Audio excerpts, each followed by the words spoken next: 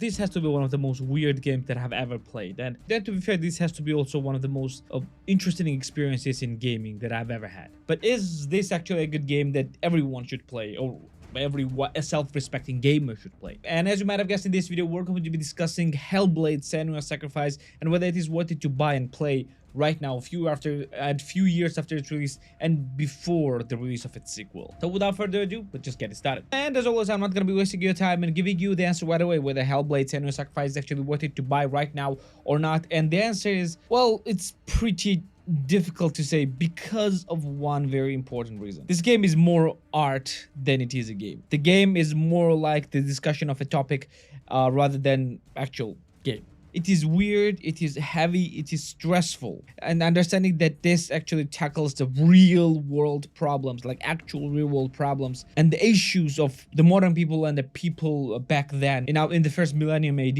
makes this game pretty difficult to recommend to everyday gamers. So in short, I would say no, I would not recommend this to all gamers, but I would recommend this to all gamers who are looking at the gaming as an art and as an amazing discussion of different topics. But what even is this game? Let's just discuss the gameplay and the story of Hellblade Senua Sacrifice. So story-wise, you're playing, as you might understand, as Senua. Senua is one of the Picts. Basically, it's a Celtic tribe, and you are living this in, I think it's an 8th century world, which is dominated by Vikings. Vikings are everywhere. They're destroying and pillaging everything, and they are basically a big mad monsters of the world. And Senua is on the quest. She is on a quest to get back her lover, or her husband. I think they were just love interest. But the issue is that her lover is dead, and she is carrying the severed head of her lover. And her actual quest, and in her mind, her quest is to Helheim. She wants to go to the goddess of Helheim, Hela, and to get his husband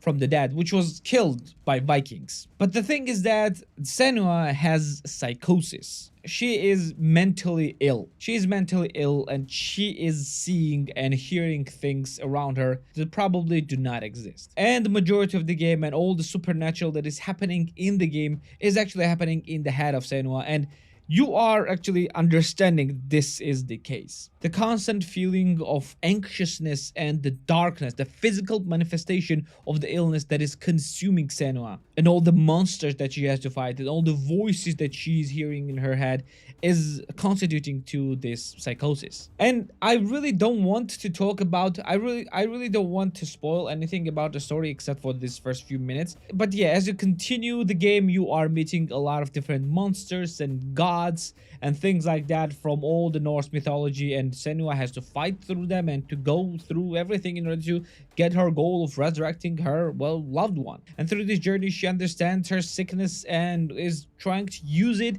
as much as she can. But she also sees how this sickness is consuming her. To be fair, when I played this game very recently, but the first feeling for me was that it feels exactly like God of War if God of War was happening in the real world and the Kratos was mentally ill. It feels exactly like that. You're carrying a head with you, you're carrying a severed head with you, and you're hallucinating that this head is sometimes talking to you, and sometimes breathing on itself and things like that. And I won't lie to you, game is heavy. The constant feeling of this darkness is trying to consume her, and she sees these dark creatures everywhere. And when even when she enters different forests, she literally sees the eyes of the trees watching her, and she sees faces in the water and the waterfalls and things like that, in fire and things like that. And this game is heavily, very, very unsettling, and it puts you in the shoes of incredibly and mentally unstable person. The game is not long. It will take only a few hours to complete, but every single minute of this few hours was tense. But what about the gameplay? Okay, we understand the story. What about the gameplay? Well, in the gameplay wise, it's a third-person action adventure. Basically a very, very, very dumbed down version of God of War, because the combat is extremely rudimentary. It is feeling more like a Dark Souls, but very, very, very, very stripped down. You have your regular attacks, you have your blocks, you have your parries, and you have time slowing mechanics, and all of this is very rudimentary level. And the camera lock on is not that great because yeah, it locks on into one enemy while you might have multiple enemies attacking you, but thankfully voices in your head will actually help you because they will tell you exactly what time you need to dodge, or exactly what time you need to parry, or exactly the time that you need to block, which is kind of helpful from the mental illness. But yeah, you have things like that in the game. And this gameplay is like literally, this combat gameplay is actually half of the game, and another half is literally puzzles. And usually puzzles are pretty simple.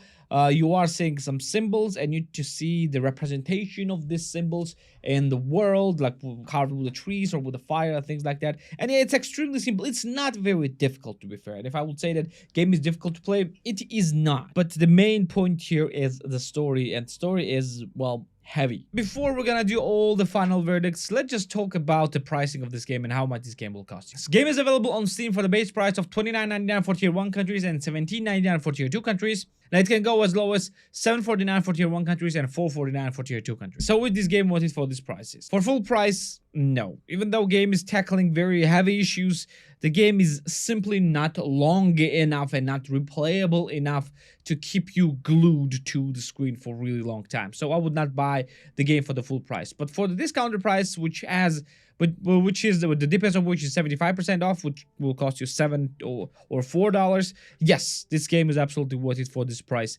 However, you have to be very, very careful with what you are buying. And for that reason, I'm saying that this is not worth it for absolute majority of the gamers. The game is less game and more the story. It's more like an interactive movie where you have some gameplay elements. Majority of the game is the Senua listening to voices and seeing all these characters from her past personified in her head, and her interacting with the gods and with the personification of her disease and with the darkness. And this is all pretty heavy stuff. And if you really don't care about such things, which I know and understand that many of you do not, well, you won't feel anything for this game. This game as a game is not good, but overall as a package of the story, this game is pretty insane. So I would not recommend this to all the gamers unless you're looking for something different and something more artsy. This is not a horror game, even though sometimes it can be scary. This is just very tense and hard game to go through. Overall, I would not recommend this game to everyone, but for the ones who understand such topics and want to explore it more, then yes, absolutely, this is one of the must-buys. Well, I guess this will be it for today. Thank you for being here with me. Like the video if you liked it, subscribe for more videos like this one, and I'm gonna see you in the next one. See ya.